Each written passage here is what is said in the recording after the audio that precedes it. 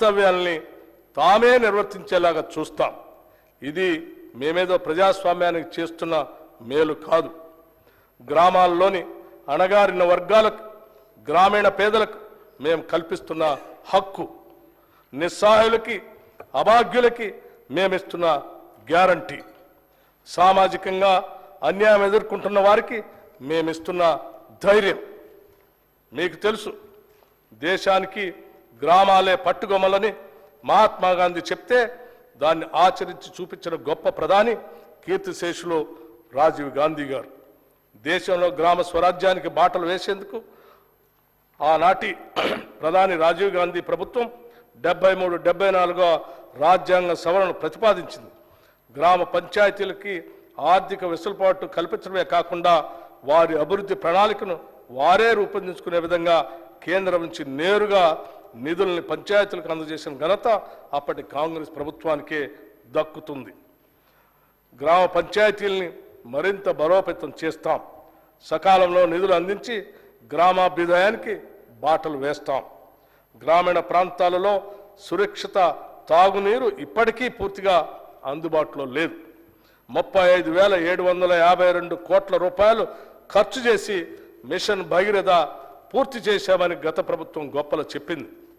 వాస్తవానికి ఇన్ని వేల కోట్లు ఖర్చు చేసినా ఈనాటికి రాష్ట్రంలో సురక్షిత మంచినీరు లేని గ్రామాలు ఎన్నో ఉన్నాయి. కేంద్ర జల మంత్రిత్వ శాఖ కూడా అప్పటి రాష్ట్ర ప్రభుత్వం తెలంగాణలో 100% ఇళ్లకు సురక్షిత మంచినీరు అందుతుందని చెప్పడాన్ని తప్పుబట్టింది. ఈ విషయంలో అప్పటి రాష్ట్ర ప్రభుత్వం తప్పుడు నివేదికలు ఇవ్వటం వల్ల కేంద్ర జల మంత్రిత్వ శాఖ మన రాష్ట్రానికి హక్కుగా రావాల్సిన నిధులు కూడా ఇవ్వలేదు. స్థానికంగా ఉన్న నీటి వనరుల్ని వాడుకోవటం కాకుండా సుదూర ప్రాంతాల నుంచి పైప్ లైన్ల ద్వారా తాగునీరు అందించే ప్రయత్నం చేయటం వల్ల ఖర్చు ఎన్నో రెట్లు పెరిగి చివరకు సమస్యలు తలెత్తుతున్నాయి. స్థానిక నీటి వనరులను నిర్లక్ష్యం చేసి ఎక్కడి నుంచో నీరు తేవటం అనేది ప్రయాసతో కూడుకున్న పని. కేవలం కాంట్రాక్టులు మాత్రమే ఈ కార్యక్రమం ద్వారా లాభపడ్డారు. ఈ కారణంగా గ్రామీణ పేదలు సురక్షిత మంచినీటి కోసం ఇంకా ఇబ్బంది పడుతూనే ఉన్నారు. మిషన్ భగీరథ కార్యక్రమాన్ని ఇప్పటికైనా ప్రక్షాళన చేయకపోతే ఎంతో ప్రజాధనం వృధా అయ్యే ప్రమాదం ఉందని మీకు తెలియజేస్తున్నాం. అందుకే ఈ దిశగా దిద్దుబాటు చర్యలు ప్రారంభించాం. 2014 సంవత్సరంలో కొత్తగా ఏర్పడిన మన రాష్ట్రానికి మొదటి ఆర్థిక సంఘం నియమించుకోవటం జరిగింది.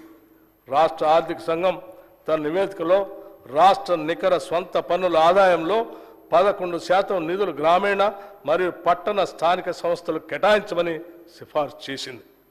ఈ 11%లోని 61% నిధులు గ్రామీణ స్వయం ప్రతిపత్తి సంస్థలు కేటాయించాలని కూడా సిఫార్సు చేసింది. ఈ సిఫార్సుల్ని గత రాష్ట్ర ప్రభుత్వం పట్టించుకోలేదు. నిబంధనల ప్రకారం